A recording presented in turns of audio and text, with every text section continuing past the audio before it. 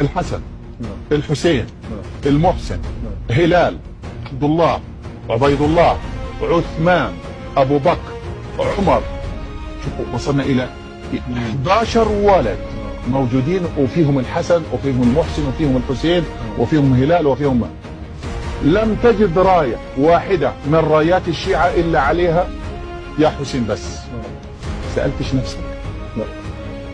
اهو لا، دي يجب علينا احنا نتفكر عشان تعرف التعصب مش لآل بيت النبي صلى الله عليه وسلم. الحسين اخو سيدنا الحسن، بل الحسن اكبر من سيدنا الحسين، ومحسن اخوهم الصغير اللي توفى وهو صغير، وهلال ولا العباس برضه من ابناء سيدنا علي بن ابي طالب.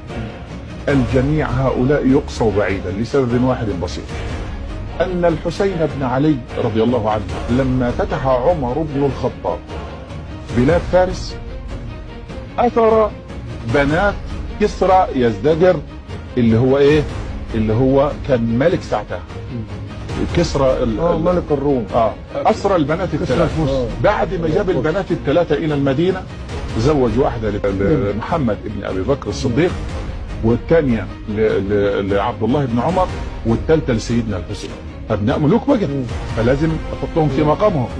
سيدنا الحسين تزوج شاهنزاه اللي هي بنت كسرى، اللي منها الاولاد دول ال 12 دول.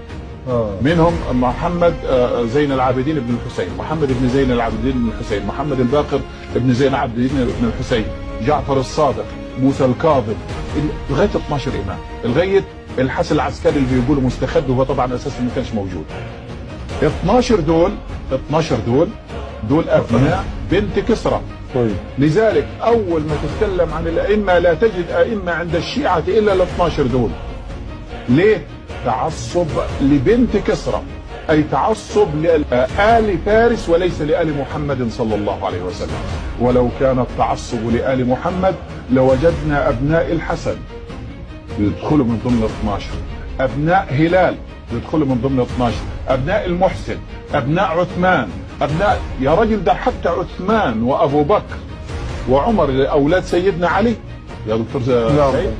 لم تجد شيعيا واحدا يسمي بهذه الاسماء. الطائفيه دم يجري في اعناقهم.